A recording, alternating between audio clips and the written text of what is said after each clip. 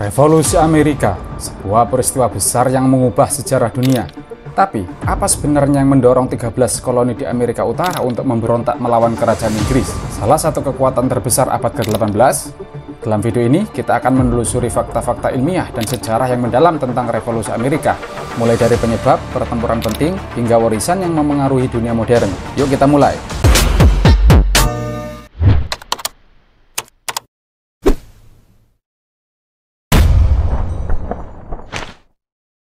Latar belakang, benih pemberontakan.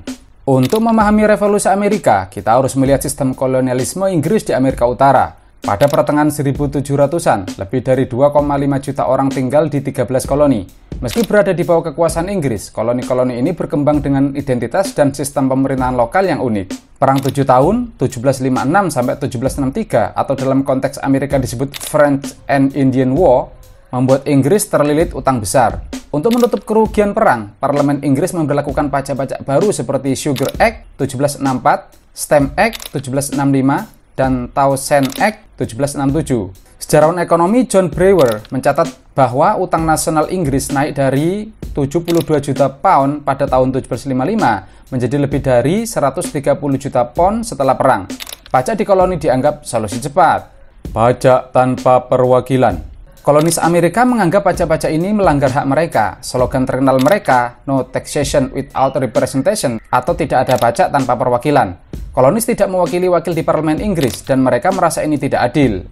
Kelompok seperti Sons of Liberty dibentuk untuk melawan ketidakadilan ini. Ketegangan memuncak saat terjadi insiden pembantaian Boston tahun 1770, di mana 5 warga koloni tewas akibat tembakan tentara Inggris. Sejarawan Bernard Bailyn menunjukkan bahwa pemikiran pencerahan seperti hak-hak alamiah dan kedaulatan rakyat sangat memengaruhi ideologi kolonial. Menuju perang, teh, paksaan, dan kongres. Desember 1773, Boston Tea Party menjadi aksi penolakan paling simbolik. 342 peti teh milik British East India Company dibuang ke laut. Inggris membalas dengan intolerable acts seperti menutup pelabuhan Boston dan mencabut hak otonomi Massachusetts. Sebagai reaksi, koloni-koloni berkumpul dan membentuk Kongres Kontinental pertama tahun 1774, awal dari persatuan antar koloni. Ahli politik Jack Rakove menyebut momen ini sebagai awal dari organisasi politik bersama di antara koloni. Tembakan pertama, Lexington dan Concord. 19 April 1775 terjadi peristiwa yang disebut The Shot Heard Round the World. Tembakan pertama revolusi. Pasukan Inggris hendak menyita senjata milisi di Concord, tetapi dicegat oleh penduduk bersenjata di Lexington. Hasilnya, 273 tentara Inggris dan 95 milisi gugur. Laporan militer Inggris dan catatan harian milisi menunjukkan bahwa pasukan kolonial sudah terlatih dan disiplin. Deklarasi dan mobilisasi. Juli 1776, setelah setahun konflik terbuka, Kongres Kontinental kedua mengadopsi deklarasi kemerdekaan yang dirancang oleh Thomas Jefferson.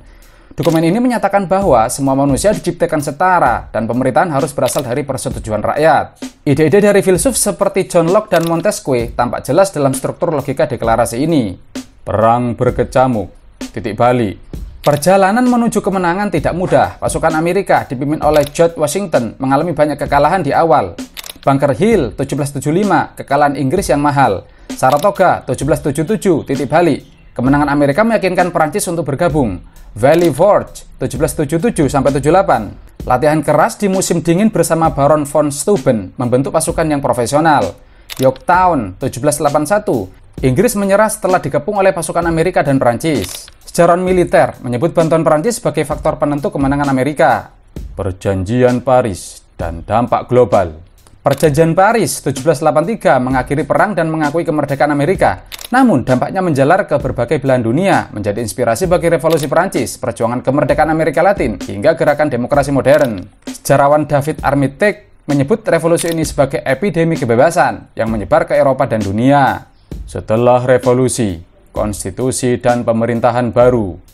Sistem awal dengan Articles of Confederation terbukti lemah. Tahun 1787 dibuat Konstitusi Amerika Serikat, menciptakan sistem federal yang membagi kekuasaan menjadi legislatif, eksekutif, dan yudikatif. Konsep yang masih dipakai hingga kini. Konstitusi AS adalah salah satu dokumen hukum pertama yang tertulis, fleksibel, dan berdasarkan rasionalisme pencerahan. Warisan Revolusi Amerika.